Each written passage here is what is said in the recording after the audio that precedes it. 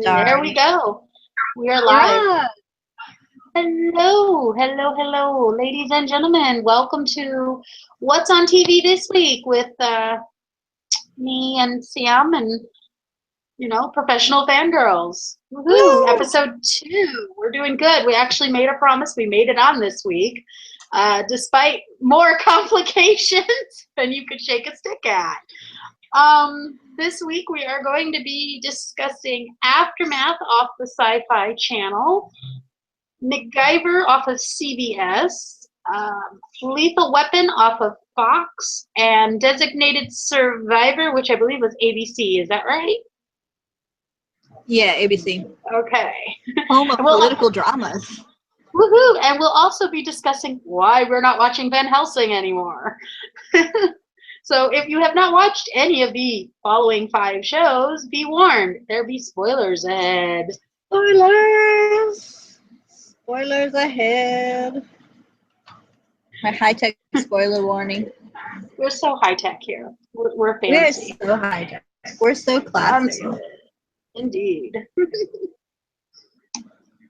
All right. Okay. So, what do we want to start with? What show? How about Aftermath, since it's the new show to our watching list with its first episode airing last week. The new episode just aired last night, but we will only be discussing the first episode because neither of us have watched the new episode. My only comment about the second episode is you need to tell people when you're on meds in the apocalypse. Yeah, that's probably a good idea. That's generally a good idea during the apocalypse. If you're on medications, please make sure people know. Especially when it's every apocalypse at once. Yeah, shit, right? I actually really excited about Aftermath because I'm a huge apocalypse fan. I love all things apocalyptical. And so Aftermath really appealed to me. And like I said last week before we went off the air, if Aftermath doesn't actually cover the start of the apocalypse, I was going to be pissed. And Sci-Fi, you did me a solid by giving me the start of the apocalypse. So thank you. Yeah, at most we missed 2 or 3 days. Yeah, there was something going on, but it wasn't apocalyptical just yet, I guess. And the apocalyptical part started shortly after we joined our intrepid little family. Ooh, they're gonna have to be so intrepid. They got all the apocalypse. Yeah, they got all the apocalypse. We've got massive weather fronts, earthquakes, meteors, and demons. And a plague. Plague. Oh, yes, I forgot the plague. The crazies, which I actually commented to Sam earlier this week on Twitter. It reminded me of the movie Crazies, where the water supply in this town was infected with this virus, and the people were going crazy, and they weren't zombies because they were still alive. They went crazy and were killing each other. I love that. It's a funky movie. She ran to the cops for help, and the cops were nuts, and it was the creepy bikers that saved her. Yeah, I did like that. I liked that a lot. That was a twist. But the cops being crazy was pretty awesome too.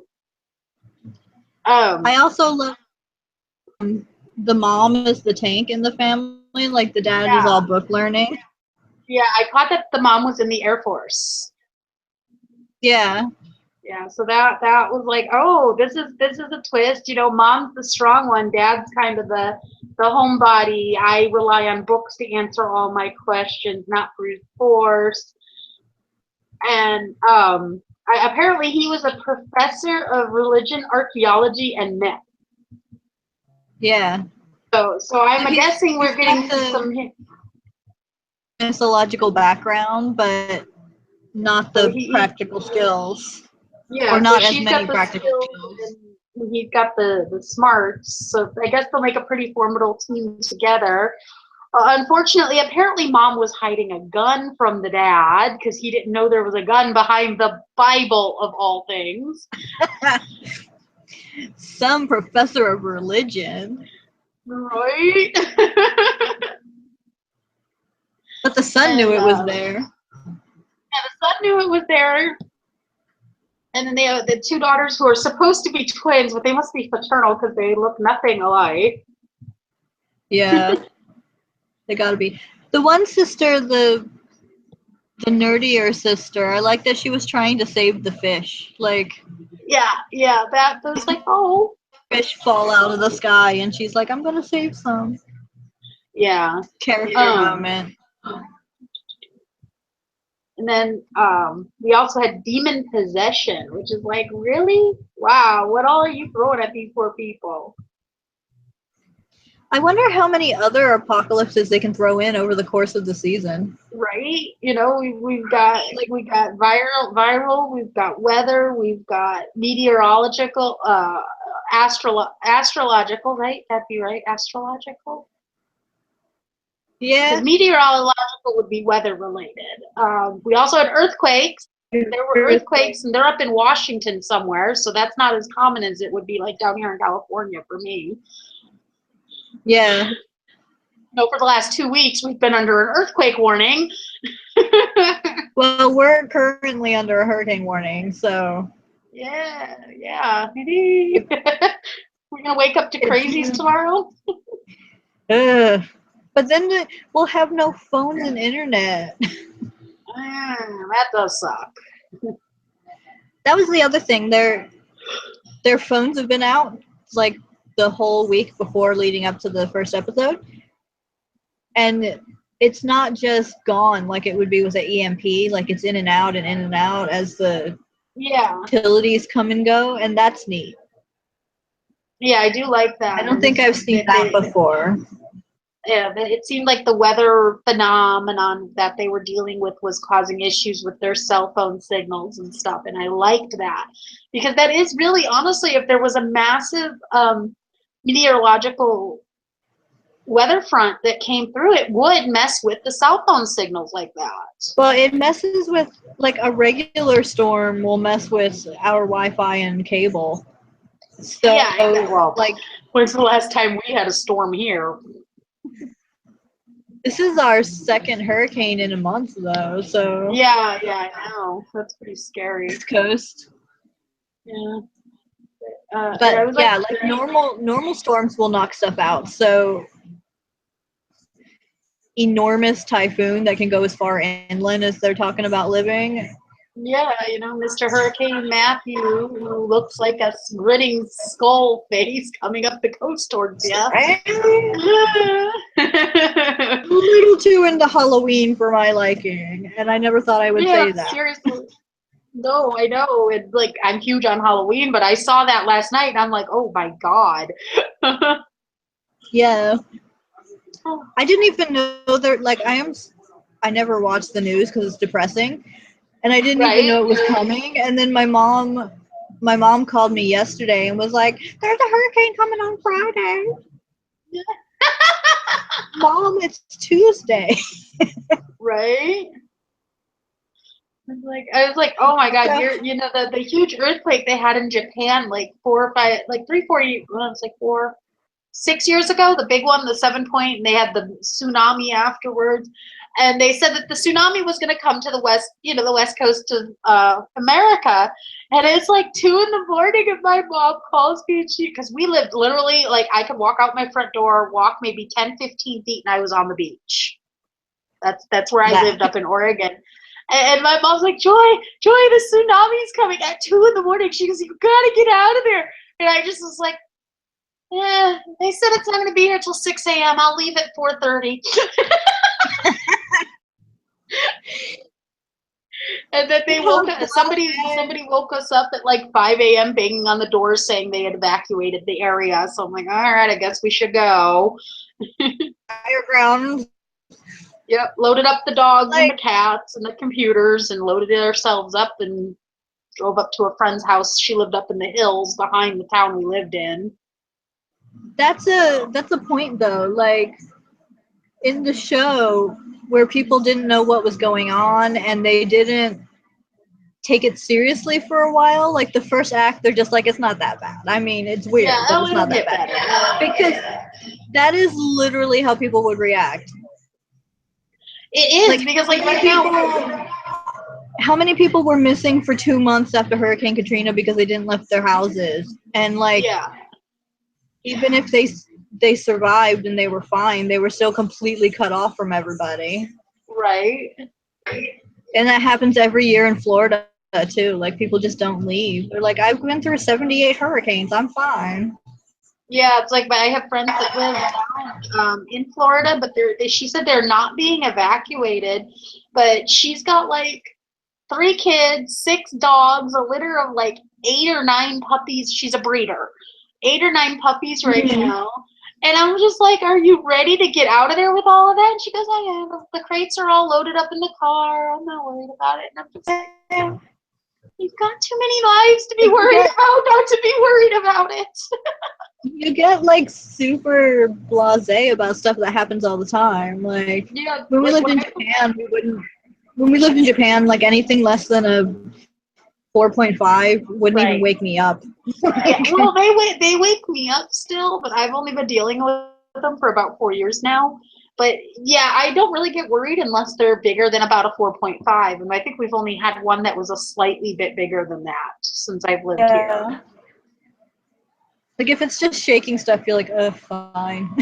Yeah, just like I remember the last one we had, I was in my room on my bed, and here we go, off on a tangent, yay.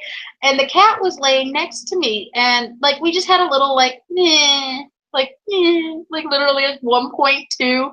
And I'm like, it's okay, bam, because the cat was laying right next to me, and I'm petting him, and he just tensed, and I saw his claws dig into the bed, and I'm like, shit, and I just grabbed the side of the bed, and everything started shaking really hard for like about a minute. It was like a 4.5, and I'm like,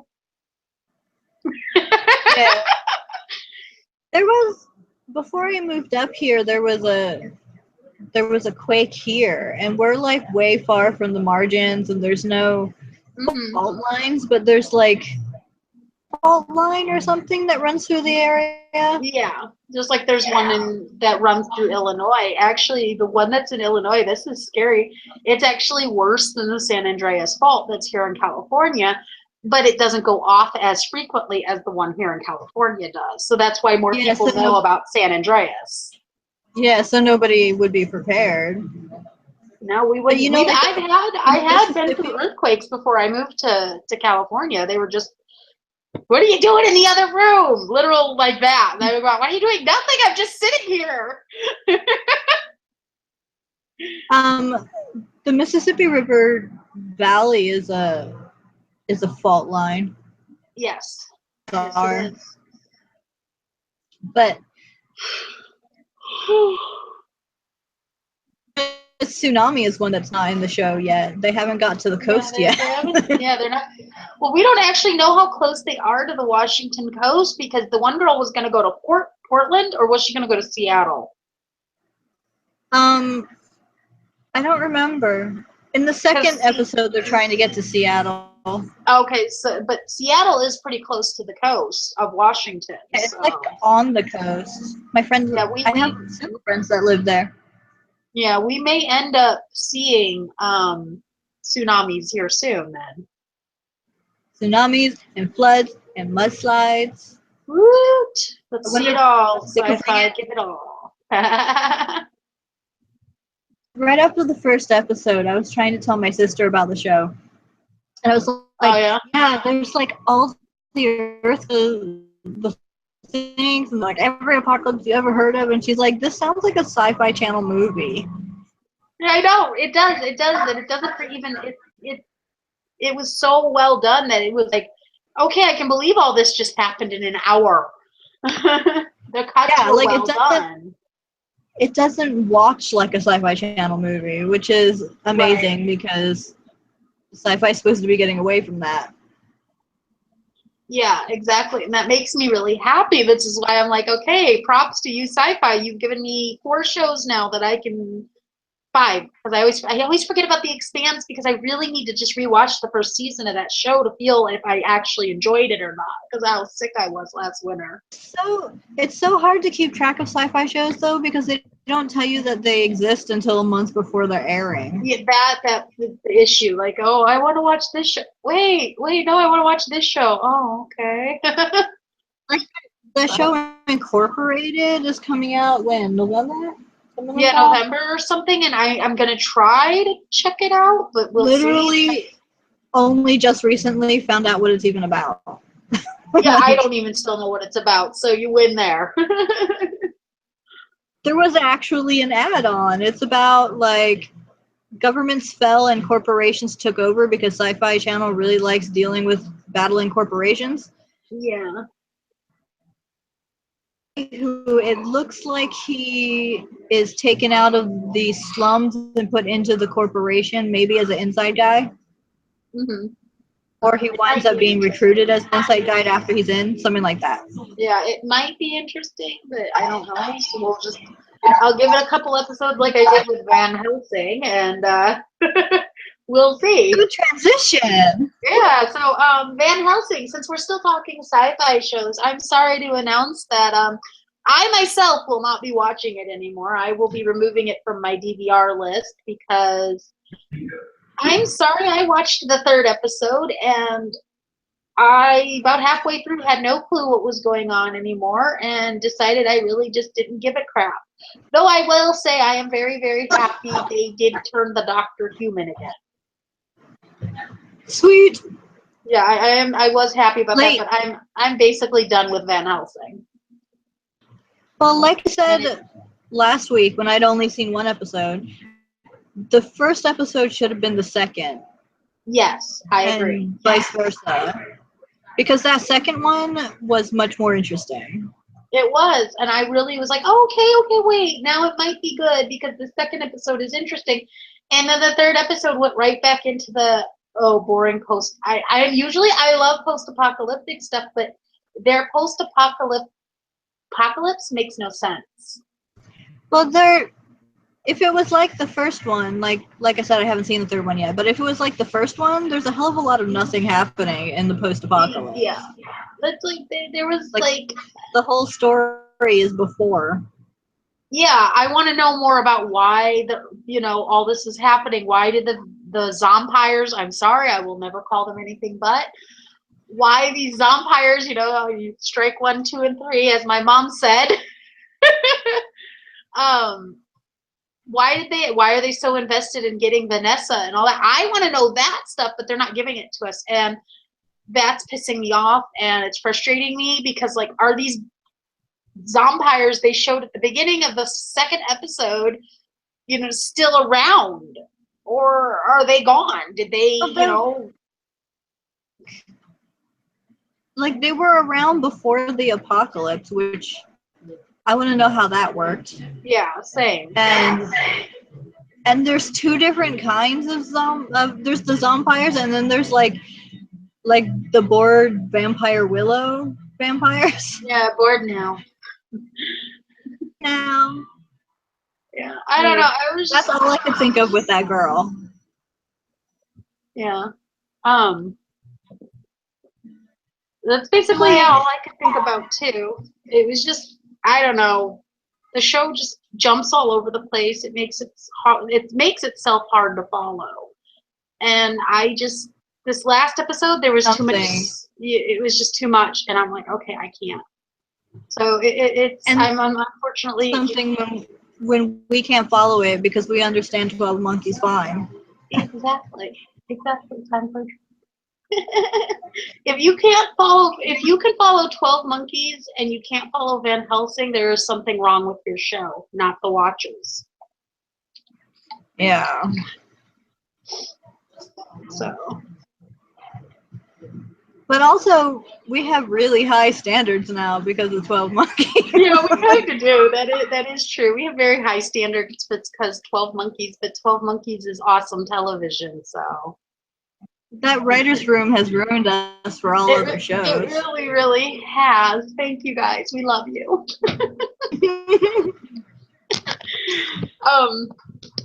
So I guess since we're discussing 12 Monkeys, we can kind of transition into Timeless. So go ahead. Timeless. Okay, before I start complaining, I'm gonna say that overall the show was very cute and very actionful. Mm-hmm. A lot of interesting things going for it. Like the freaking bad guy. The bad guy's the best part. Okay. One of my complaints is about how they handled him. But okay, out of the first episode, there were 3 really great plot points that they totally failed to jump on. Okay. One, guy who was unkilling people, like, he went back in time and stopped the Hindenburg. So instead of 30-something people dying, like, so that was all these people that were alive. And I was like, is he a villain who is going to unkill people? Is he going to change history by better? Yeah. The villain just wanted to kill other people later, using the Hindenburg as his weapon. And I was like, oh. Oh. Yeah. Like, it would have been so much more interesting if he was like, he was the villain and they were trying to stop him, but he was actually helping people. Yeah. And then, what was the other one? The soldier guy, he kept talking about how the reporter lady reminded him of his dead wife, and it was like he had to save her because he couldn't save his dead wife and all this stuff. And it would have been so great if it actually was his dead wife and they just met out of order. Yeah. Time traveler, and then she met him in the past, and then he met her now. Yeah. Someone who looked like her. Cool. That would have been super cool. That would have been cool and a nice little twist, but I'm guessing that's not how it was. It was just somebody who looked like her, and then they showed a picture, and she didn't even really look like her all that much. Like, I absolutely hate when they do that. His whole argument just sort of fell apart really fast, and I'm just like, what even is your motivation in this scene, you giant ball of cliches?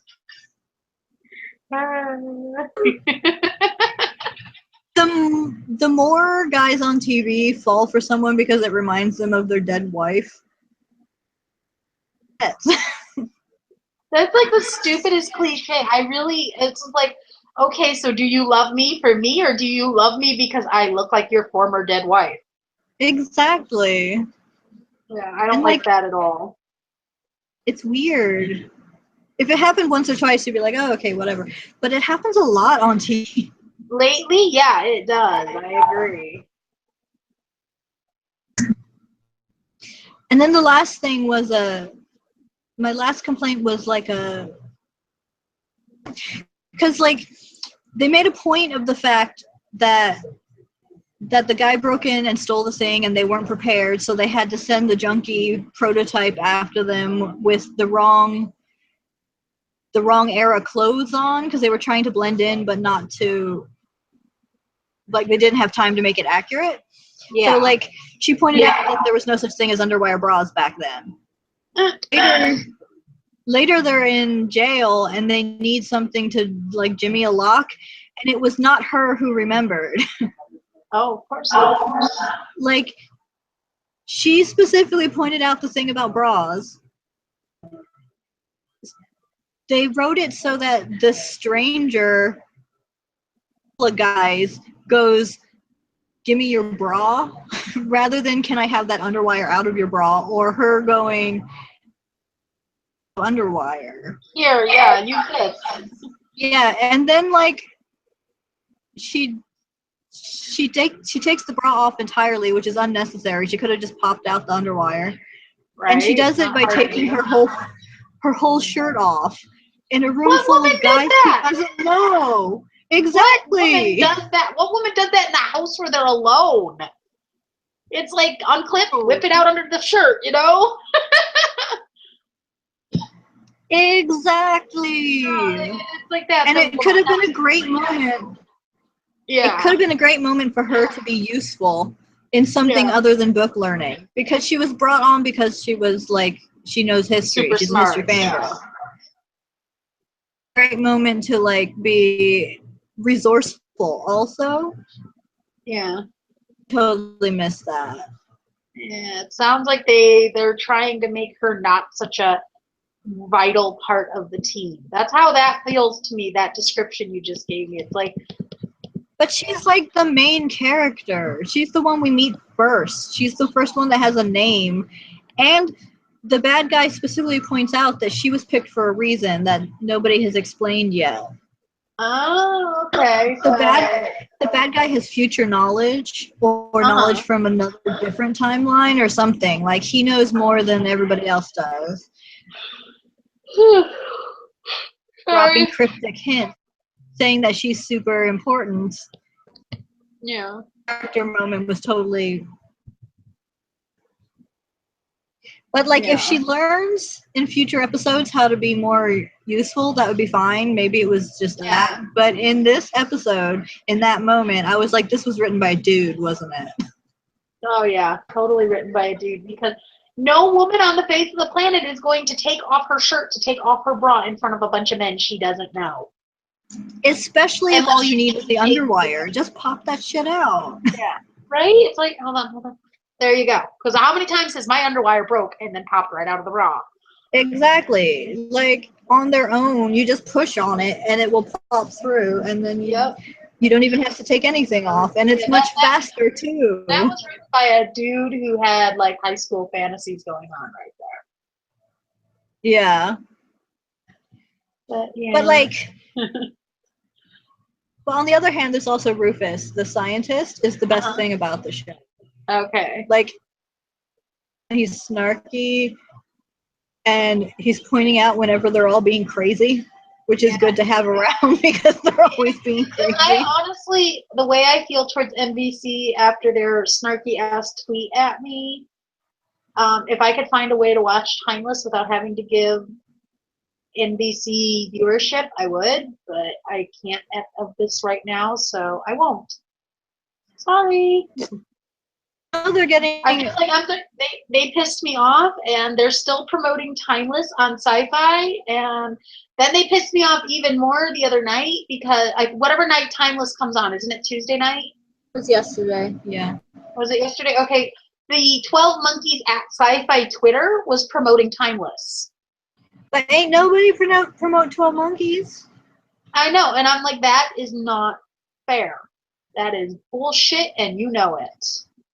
It is. And I am calling you on that, NBC, and I will call you on it every week as long as Sam wants to talk about Timeless. I don't know if it's going to be a full season, though, because, like, it has the promise to be a full season, but they're currently being sued about plagiarism. Yeah, so there's that, too. Y'all stole your idea from some people from Spain. How smart are you? Like, the people running the show have made other shows. They know better than all of this. It's like the ideas, I don't know. I'm just, in general, I'm pissed at NBC, so thankfully I don't watch anything else that comes on NBC but that, so therein lies that. The only thing I've watched on NBC in like a freaking decade is Blind Spot, which is really good, and they want to get more stuff like that, obviously, but this show is being handled really weirdly. It seemed that way to me too. So Timeless. You got one person willing to watch, and I'm not willing to watch unless somebody can show me a way to watch it without giving NBC any viewings. I'm sure there's something somewhere. Maybe sure. I'm not asking. I'm not asking anyone to do anything illegal.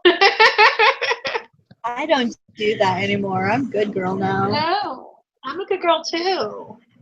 The last time I watched something I probably shouldn't have was like the Hills Have Eyes with Aaron Stanford. Somebody found me a link, and that was like a year ago, and I watched it, and then I bought the movie like a week later when I had money to buy it. So now I watch it legally because I own it. Everyone keeps saying that that's like like some of his best work, and I'm just like, but it's a No. horror movie. It's a good horror movie, don't get me wrong, but 12 Monkeys, he's, like, is Aaron's, in my opinion, best work of what I've seen. From what I've seen, like, he's freaking amazing in everything, says the fangirl. No, I know, right? This is the fangirl. He's amazing at everything, but yeah, 12 Monkeys is up there at like the top of the list. And it's not just him being amazing; it's everyone being amazing, and the whole thing is like the chemistry and the storytelling, and it all comes together, and it's like it's hilarious because it's like I like everyone who's watched the show with us for the last couple months. I went and saw the season finales before everybody else did, and then I was rewatching season 2, and I was literally having mental breakdowns because I was like, "Oh my god, that makes so much more sense now." Okay, I thought season 1 ending, and I rewatched it, and that's how I was feeling about season 1. And then we got to season 2, and it's just like, the movie is this. Season 1 is this. Season 2 is like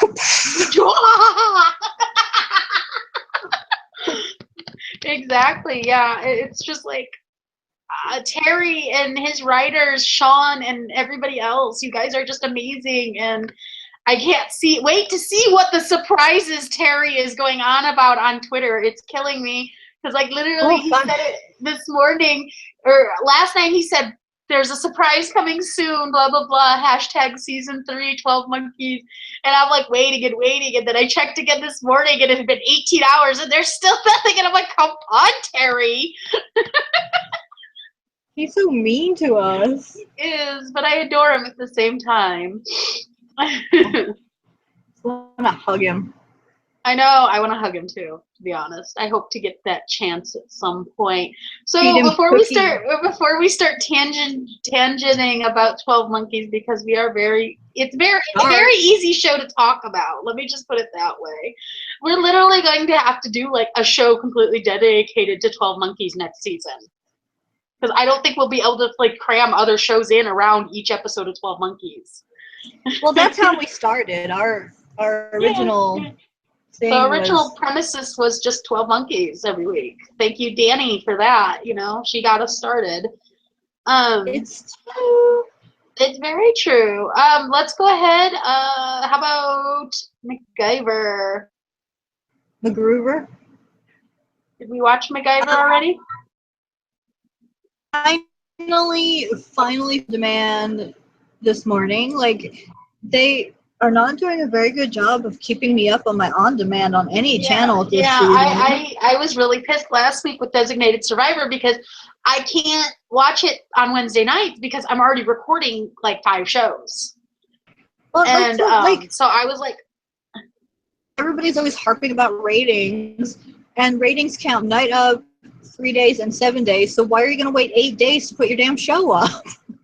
Right, but thankfully, I checked the next day for Designated Survivor. I was on the phone with my mom, and she's like, "Oh, did you watch it yet?" I'm like, "No, I'm waiting for it to pop up on my my on demand." And then I went and checked; it wasn't there. And then I went back and checked later that day, still wasn't there. And I'm like, "Okay, episode 1 was there the next morning. What the hell, ABC? What the hell?" Okay, I guess we're gonna discuss Designated Survivor since we're already there. We'll go back to MacGyver. Be consistent channels. Yeah, we're over to ABC now. Haha. Wow. The very beginning of that episode, it really bothered me with the way that the 2 cops were treating Seth. I think it was supposed to. Oh, I know, and it was like, wow, you know, Rachel profiling without proof. How disgusting. Oh my god, it was pissing off. It was pissing off conservatives on Twitter so bad that I hope the show lasts for 10 years. I know, I saw that. I was like, oh my gosh. And then I loved how later in the episode, at the end of this episode, how it came full circle. And you see, you know, Seth's at that memorial, and you see the cop watching him. Yeah, and then he's a good one. Like, and he goes, did you lose somebody? And I'm like, oh, bless your heart. Bless your heart. That made me so happy. And I was just like, thank you for, showing that they're all, and this impacts really on today with what's been going on with cops and the Black Lives Matter movement, and in general, this whole issue we've been having recently. And I'm kind of wondering if ABC, the creators of Designated Survivor, kind of did that to touch on the issue we've been having lately because of all of this. And they were trying to show both sides of the coin. It's like, you have bad cops, you have good cops, they're both out there. No way it would have been so on the head if it hadn't been intentional. Okay, yeah, I didn't think it would be, And I cannot remember details right now, but through the entire episode, it wasn't just that. It was like everything that was happening. Then you had the mayor in Michigan. He was, having all the Islamic people rounded up and put in concentration camps. And I'm like, since when does the mayor have the power? When there's no government, that's when. Yeah. I mean, it's like, oh my God. He was trying to secede from the Union, and it's not an accident that was Michigan, where everything is crazy right now. Yeah, I know. All shit in Michigan is crazy right now. I agree there really a lot. And it's like, I just like, oh my God. And the whole episode, it really was like, it was a think piece. That's what I take away from this second episode of this season. The first episode was like, boom, boom, boom, impact. All this shit is happening really, really quick. You have so little time to take everything in. You're right there with Kirkman, taking everything in as quickly as you can. And we're at the second episode, while it was still, everything moved at a fast pace, you still had time to think over what was happening. And I really like the way they're moving this story along. I really do.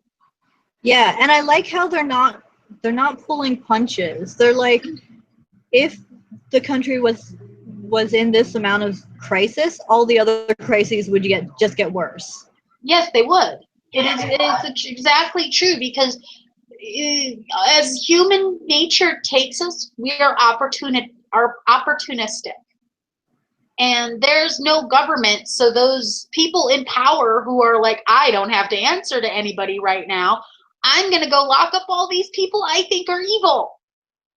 Guy, as soon as he showed up, last season he was a corrupt CIA agent on Blind Spot, and this season he's trying to secede from the Union, and I'm like, you can't trust that guy. Whenever he shows up, there's gonna be trouble. Yeah, he's like, he shows up Forbes, there's gonna be trouble. Yeah, he's like, what's his name from Nikita, the guy who played Percy?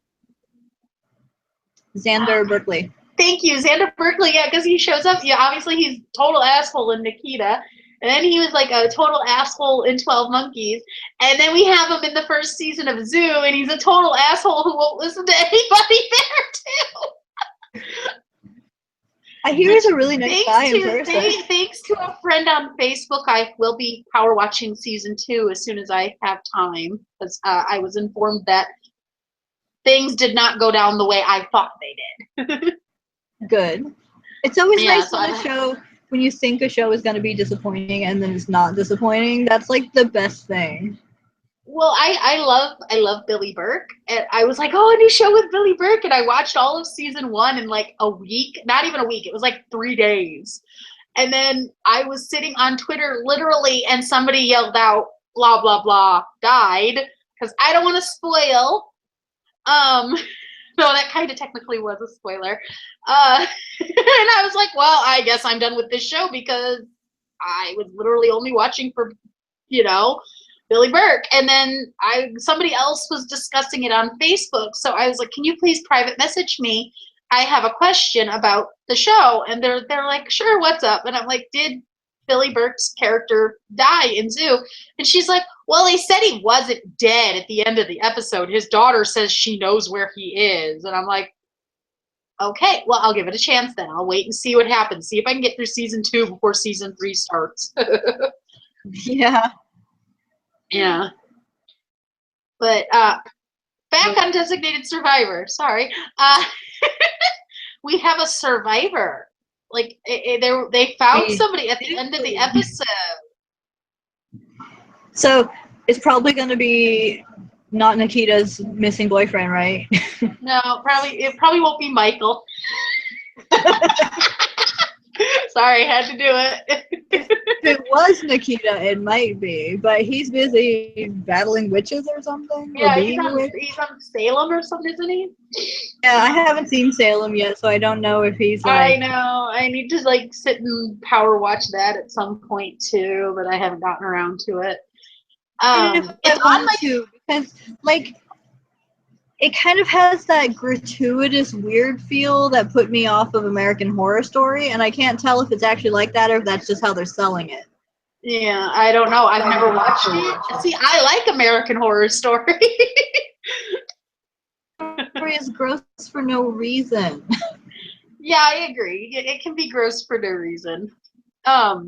But all in all, I am like really, really happy with Designated Survivor, and I wasn't even willing to watch it to begin with.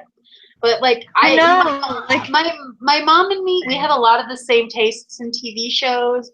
And sometimes she'll go, "Oh, you need to watch this." Like with Sons of Anarchy, she's like, "You need to watch it. You need to watch it." And I'm like,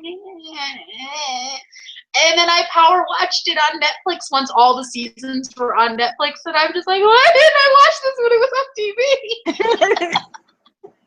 Same with Breaking Bad. I'm like, why didn't I watch you when it was on TV? That's the way I feel watching Chuck and Leverage now. I'm just like, these are exactly up my alley. Why did I not watch them? Right? Yeah. It's like I was so bummed about Nikita because I did not watch that on TV. I actually didn't. I did not watch it till it landed on Netflix, and then I was just like, why didn't I watch you when you were on TV? Because I didn't watch it. I saw the first episode when it first aired, and I was like, this is okay, maybe I'll watch it. And then I immediately forgot about it. You know, it's hilarious. It's like I had no interest. I knew it was coming on, but I had like no interest in it because I loved La Femme Nikita, the original series. You know, before after they did a movie and all that. I loved the original series. I used to watch it on USA all the time. So I was like no interest, and of course I never, because I had no interest in the show. I was like I never did my research to see who all was going to be in it. So I didn't know until like years later that Aaron Stanford was in it, and I'm like, why didn't I watch you? But it's like I'm glad at the same time as like there's times I wish we had gotten more Nikita, but at the same time I'm glad we didn't because then Aaron wouldn't be doing 12 Monkeys right now. And it would be a wildly different show, even if everybody else was the same and the plot lines hadn't changed. It would be wildly different with somebody else. Whoever they would have casted as Cole would have been, they would have taken their own take on the role. It wouldn't have been the same. And I'm going to get us off 12 Monkeys again. So all in all, yes, I'm very. Time travel shows out right now. The comparison is gonna keep coming back. Embrace it. I'm trying tonight because we have already discussed our time travel show for the night. Well, next episode we get Frequency. So. Yes, we get Frequency, and hopefully, if I can power through Arrow and Flash on Netflix, we'll be able to discuss Arrow and Flash next show too. And then next Thursday, so next Saturday, we can talk about Legends. Okay. Yeah. So I was gonna say, why don't you give me till this? We'll discuss this after the show. How about that? Let's not discuss this right now. I will hold that thought though, and I'm gonna make a note right here to say what I need to say about Arrow, Flash, Legends, and Supergirl. I am still stupidly excited about Supergirl. Like, I know, and our little puppy dog, Tyler Hoechlin. I'm so excited. Supergirl. One of those. It's like Scorpion. Okay. My note is like I don't talk about it much, but I freaking love that show.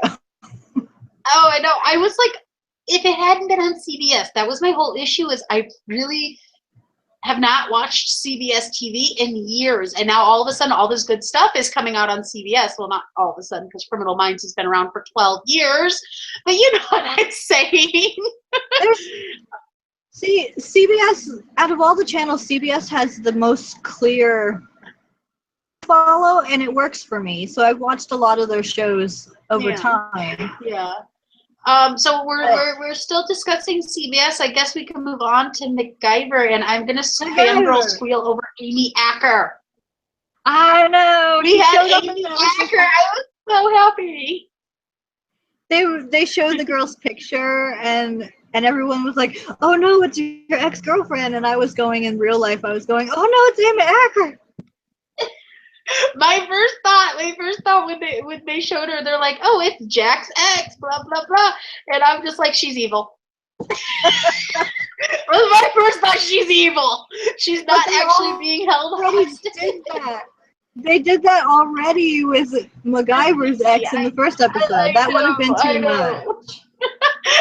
It was instinctual. She's evil. My first thought was, "Oh, this is what she's up to after Person of Interest." Right. Like, I didn't watch Person of Interest, so I will eventually, I'm sure.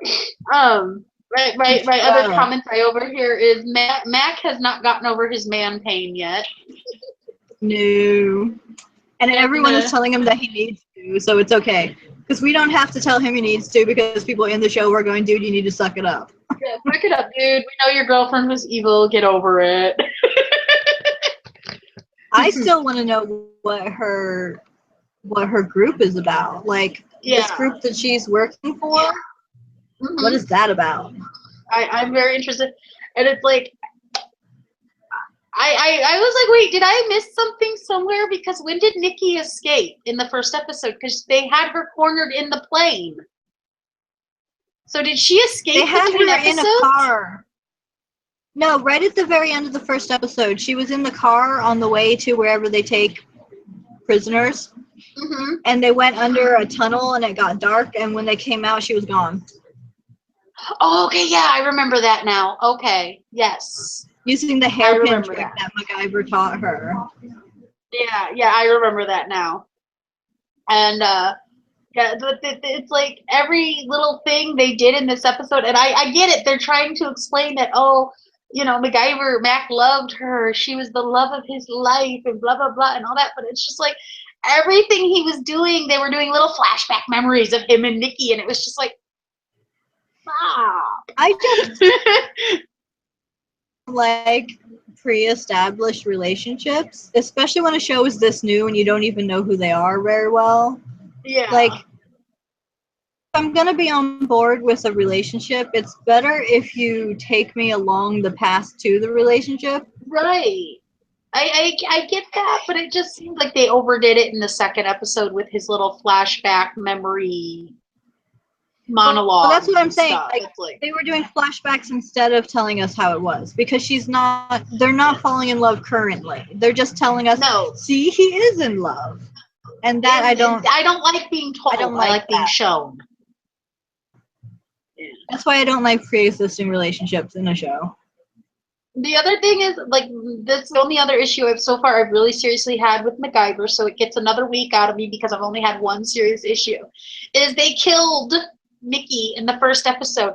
I would have actually preferred if they had left her dead to like halfway through the season. Or if they had kept her on the team and then killed her so that her death would matter to us. Yeah, because her death didn't matter to me at all. It was just like, oh, well, I know MacGyver's not going to die. He's the hero. The only reason I'm not annoyed is because she didn't actually die. Because if she had, then that would just be, she was introduced literally only for MacGyver man pain. Yeah, exactly. And I can't stand man pain. It's literally titled over here is MacGyver has man pain. Tonight on Blind Spot, something happened, and I was like, that better not had happened just for man pain. And the actress in question liked that tweet, and I was like, I hope that's a good sign, because I'm gonna be so mad if it's only man pain. Nice, nicely done. And then like my other I like you better. My other big comment here is obviously Amy Acker's character was still very much in like with Jack, because I'm sorry, there at the end when he's all holding her before they go back to the States and she's the way they were all intensely, you know, it was obvious they still care. Cares, definitely.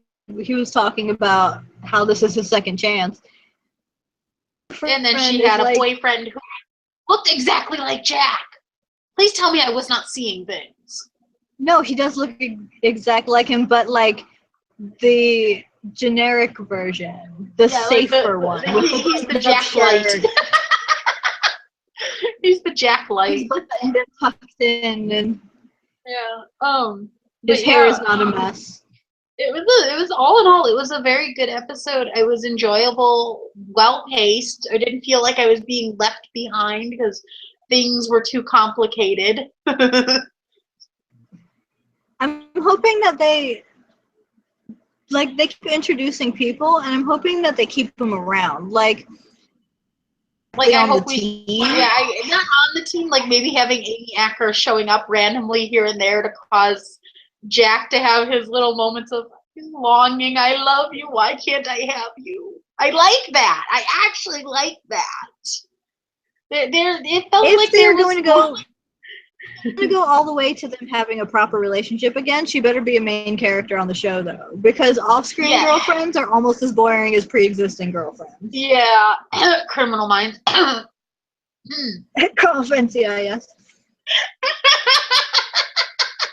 We both know the pain of off-screen girlfriend, boyfriend. It was like Criminal Minds has given everybody some form of an off-screen boyfriend or girlfriend on that show, and then like the characters just get written off and we never hear of them again, or they get killed off in the case of Hotch's wife. Get killed.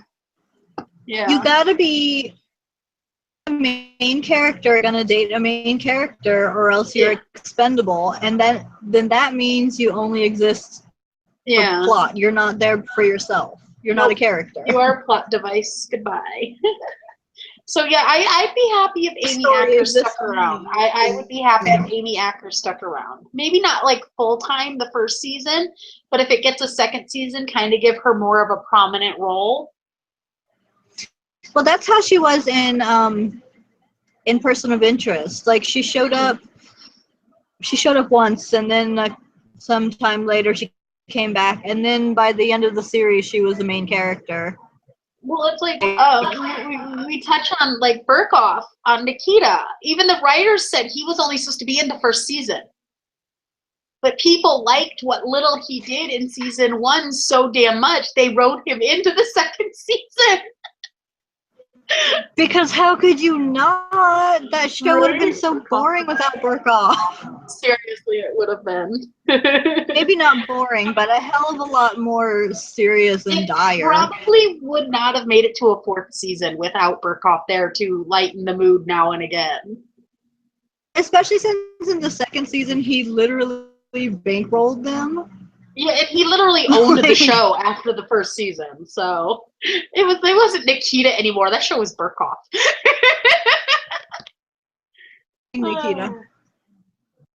That and that show did turn, and her butterfly tattoo. But that show did turn me back on to Devon Sawa, and like I just adore following Devon Sawa on Twitter now. Okay. It's so weird that like both of them were so great when I was really young, and then they kind of fell off my radar until that show happened, and now I'm just like, they're so dreamy. I know. And it's like Devon Sawa, you just like watch his Twitter and how much he loves his wife and 2 kids. It's just so adorable to watch. It's like I love you for getting better and getting off drugs, and he's such an inspiration because yes, all of the people on the show, like I love Rita, still interact with each other and are still awesome. Like when I stumble across them talking on Twitter, it's like the highlight of my day. And then it's like one of my favorite things I've ever seen is like when Days of Future Past came out, Aaron and Sean Ashmore, Aaron Stanford and Sean Ashmore, because I know his other brother's name, Sean's brother's name is Aaron as well. They were going back and forth about how they still needed to have another Pyro versus Iceman showdown.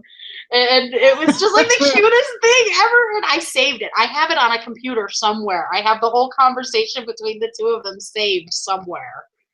And it's adorable. Oh, man. My favorite thing having to do with Pyro at AMA before season 2, he said that Pyro is probably retired and minding his own business, except for sometimes he lights fires on weekends. Yes. But it's like I get in arguments with stupid fangirls on Twitter or on Tumblr every once in a while because like I'm huge on Pyro. My Tumblr name is one of my favorite quotes of his from the cartoon. No, sorry, he said it in the comics, not in the cartoon. My apologies. And it's smells like napalm in the morning, which is actually stolen from it's a war movie. I can't think of the name of it right off the top of my head. I want to say it's Full Metal Jacket. Yeah, it's that one that dudes always like and they're always quoting. I just get really bored with when I tried to watch it. Yeah, same. But no, it's like I that's my name on Tumblr, and it's like everything I do on Tumblr has to do with Pyro, or John Allardyce, and it's like these just want to come in and argue with me and tell me he died in X3, and I'm like, well, based on the fact that X3 has completely been erased from canon, I don't care what you think, but he didn't die. He did survive. He got off the stupid island, okay? So everybody can just go themselves. Read the book. But like you said, it doesn't even matter now anyway, because the movie doesn't exist anymore, so because I didn't like it anyway. I guess since we're like kind of started discussing X-Men, did you see they've officially released the title of the third Wolverine movie? Yeah, I saw Hugh Jackman's picture. His tweet, yeah. And it's called Logan. And we're all thinking that the little child's hand is going to be X-23. So great. It would also be a really easy way to continue the franchise, which is what they did in the comics. Yeah, and then, they keep talking with Liv Schreiber about redoing as Sabretooth, and I'm just like, please do it, because he was the best Sabretooth ever. That's everything. Like, you wouldn't, way back in the day when he was just doing like third string characters on little movies, you wouldn't guess it, but he's so good. He's so amazing. And he has said several times in the last year since that little bit of news kind of leaked out that he would totally do it. Yeah. So why can't he? Well, I want to know if he's doing it, but they won't. They keep saying there's words going around. We keep hearing, so I kind of think he is doing it, but they haven't announced it yet. All these superhero things are so like they announced that Supergirl and Flash were going to cross over last season, literally like 3 weeks before it aired. Yeah. Which means they had been doing that for months. Yeah, it's like, stop keeping us under wraps. Just let us know shit. It's like driving me nuts. And it's like, oh, you brought this up in the Twitter chat earlier today about the extended cut for Suicide Squad, where what's his name, Ayers said, oh no, this is how I wanted the movie to be. There will be no extended cut. I knew you were lying. There's an extended cut. There was an extended cut. I will see you on December 13th. Seriously intended there not to be an extended cut. You're not the only one I've heard complaining about how there's missing story. So maybe they were like, you know what, you're going to make an extended cut. You're going to put that stuff back in. I mean, there were too many of the actors who all said they filmed so much more footage that wasn't in the movie. Almost every single character has said that. I still think it would be hilarious if the outtakes were a second movie. Yes, that would be brilliant. That would be brilliant and awesome. But one day a movie going to do they're that, still only and saying that the extended cut only adds like 13 minutes to the movie, but that's 13 minutes I'm down for. Okay. That's, I mean, not nothing is going to have an extended cut like Terminator, where it added like half an hour or 45 minutes or something like that. Yeah. All right. One last show to discuss, and we are done for the night. Ooh, we did this pretty good. We're actually staying on even with our little tangents here and there. We are actually staying within the time frame. Lethal Weapon. You're getting so good. We are. Aren't you scared, people? We're getting good at this. We might be able to round this down to an hour eventually. No, I'm kidding. We won't. It'll always be an hour and a half. At least an hour and a half. You're probably going to get us for at least 2 hours when 12 Monkeys comes back, though. Just warning you now. Well, 2 hours at least. Oh, yeah. Okay. I had one bitchy moment ago the entire episode of last week's Lethal Weapon. Who the fuck leaves their keys in their fucking bike in the middle of fucking LA? Nobody. Nobody would fucking actually do that. I don't care what neighborhood they're in. That would not happen. The blowing up of a tanker in the middle of downtown didn't bother you. No, that happens. That kind of shit happens. Like once a week, we got cars driving into buildings out here, so that happens. But nobody's leaving their car keys in their fucking motorcycle. That doesn't happen. No. But with the character, I wouldn't have been surprised if he had just jury-rigged it quickly. Like, that would have been perfectly in character. Yeah, if he had, they had shown him somehow quickly hot wiring the bike and going. That I would have believed. But he quite even just that visibly turned that key. Where you, stab it with the... You put your butterfly knife into the keyhole like they used to do in old movies. Even acceptable. That. Yeah, that's acceptable. But no, they literally show him turn the key. And I'm like, nope, wouldn't happen. No. When he was getting on the bike and he was like, I don't know, he was messing with something, but he was leaning down and his hair flopped forward. He looked like Edward Furlong in Terminator, speaking of Terminator. Yes. Like, it was just like, yes, he did. I will agree to that. Okay. Actually, I lied. I have 2 gripes. Murtaugh's wife makes no sense. She really Murtaugh's frustrated wife, me. Who seems to be in love with Riggs. Well, no, it's like, well, no, she says to Murtaugh earlier on in the episode about the dog. She tells the story about the dog that he brought home and it tore up their apartment and the whole, what's your whole point of the story? Yeah. And she's like, we have more to lose now. In saying that Riggs is the crazy dog he brought home. And then a minute later she was like fine with it. Yeah. That was weird. And then at the end of the episode, her and Riggs get on in the elevator together, and he said something. I don't remember exactly what he said. And then he said something about, oh, they think I'm crazy. And she goes, are you? And he's like, he just kind of makes this face like, well, yeah. And then she goes, well, I don't think you really are. Yeah. And like, bitch, make up your mind. I feel like a scene was cut where he proved to her that he's not nuts. Yeah. There does seem like there's something there missing on that episode. Well, maybe because even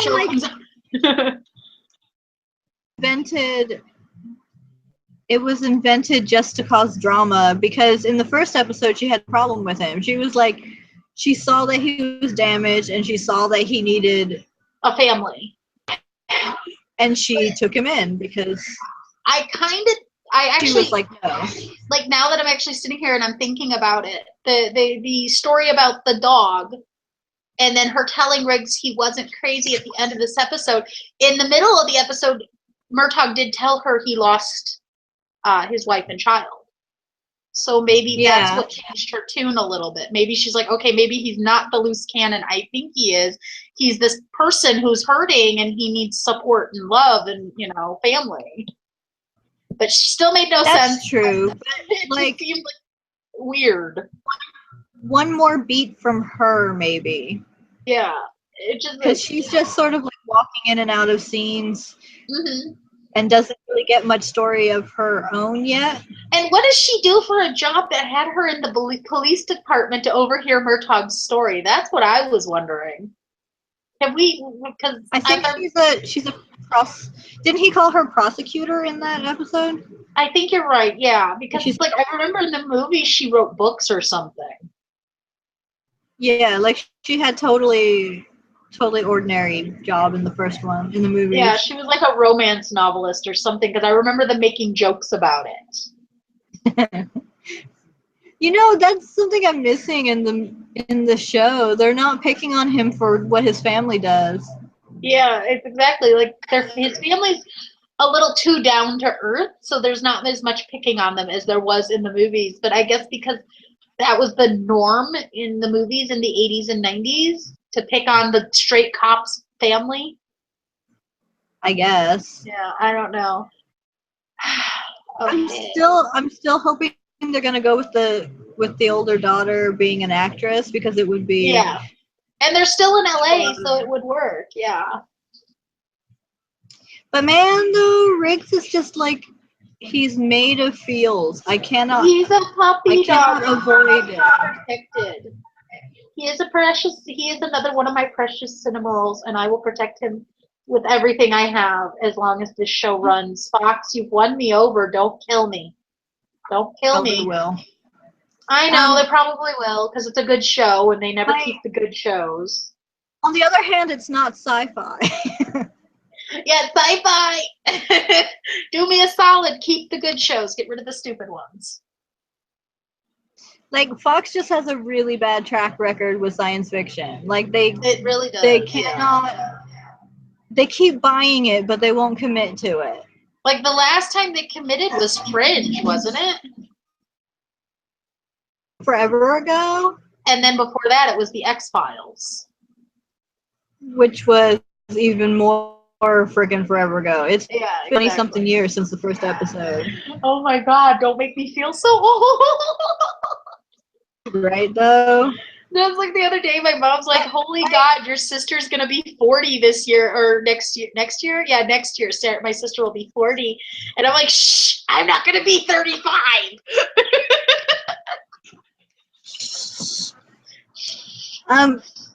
My favorite part of the episode this week, or last week, because this week is now today. Yeah, that episode's probably airing right now for me. Yeah. My favorite part of the episode is when they come back drunk. Yes, and they're eating the ribs. And they're eating the ribs, but the wife goes, "Nuh-uh, I told you no ribs." So Riggs was like, "No, she said no." He's like, "No, these are mine." Yes, that was great. She didn't have to harass him. She didn't have to say anything. She just said he's not allowed to have ribs, and he goes, "Okay, they're mine." Yeah. And see, like, the other thing I kind of like is they really kind of did speed up Riggs and Bertod's. I don't want to call it a friendship yet, because it's not quite there, because obviously Riggs still does annoy Murtaugh, but it's not so blatant as it was in the first movie. Yeah. They did speed up the friendship pretty quickly. They're figuring out how to work together and how to function together. And like the wife said at some point, like, this is what Murtaugh needs. He needs some sort of excitement since he's so scared of dying after his heart attack. Yeah. So we know what Riggs needs. Like, Riggs needs head pats and cookies. Yeah, Riggs needs all the love, and to be made to hold the baby every once in a while just because he needs to hold a baby, because that was adorable. That baby is awesome, because babies don't stay small for very long. No, they don't. But yeah, all in all, I'm really liking Lethal Weapon, and I was leery when I saw they were making a Lethal Weapon TV show. I was so leery, just like I was with Lethal Weapon was a part of my childhood. Mel Gibson, Danny Glover, I love both of them so much. Well, you know, Mel's kind of gone downhill in the last, like, 10 years, but yeah. Just talking about that when we were watching the movies last week. But, like, when they first started remaking everything and they weren't doing a very good job, I would, like, get seriously insulted about it. Yes, exactly. It's insulting my childhood and the founding building blocks of my pop culture-ness. Yeah. But now they've worked through things and making really good things out of these old ideas. And if they're going to refuse to make new ones, then they better at least do good work with what you're working with. Yeah. Okay, we have literally covered everything in an hour and a half. We did really good tonight. I'm gonna call it before the computer freezes because I'm coming up on a freeze time. So I'm gonna go ahead and call the end of the show. Thank you for watching, everybody. On Saturday? It was fun. Yeah, let me discuss that with you. If I disappear, it's because I froze, and I'll talk to you about the, what's it called, on Twitter. Or I can come back in here once I reboot. It doesn't matter. We might be back on Saturday. We'll definitely be back Tuesday, if not. Yeah, because I need to discuss some things privately. Probably be back Tuesday. Yeah, Tuesday's probably our best bet right now because I don't know what's going on this weekend. I'm telling you, weekends are hard. Weekends are hard right now because of the nice weather. Well, you guys don't have nice weather right now. We're heading into another heat wave here, so. Speaking of, Saturday is when the storm is supposed to hit. We might not actually be able to do it because let's say we're gonna do the, actually, okay, I'm just gonna say it here since we're here. How about we do Arrow, Flash, Legends, and Supergirl, our first Saturday show on the 15th. Yeah. And we'll just keep that stuff on Saturday. Yeah, we'll move this show to the 15th instead of the 8th, so we'll do the show the 15th. And then we'll see you on the 11th as long as, and I just froze, so I don't know if you can still hear me.